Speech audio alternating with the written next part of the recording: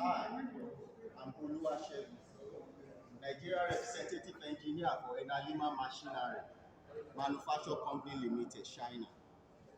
I'm here with one of our customers in Nigeria, Global Christ Kingdom Global Limited. And this man saw us on website some time ago. He made procurement of 1 ton to 2 ton per hour poultry feed machine, and at the same time all of this extruder plus conveyor grinder and the rest you are seeing. So today I'm here live and direct at kilometer 3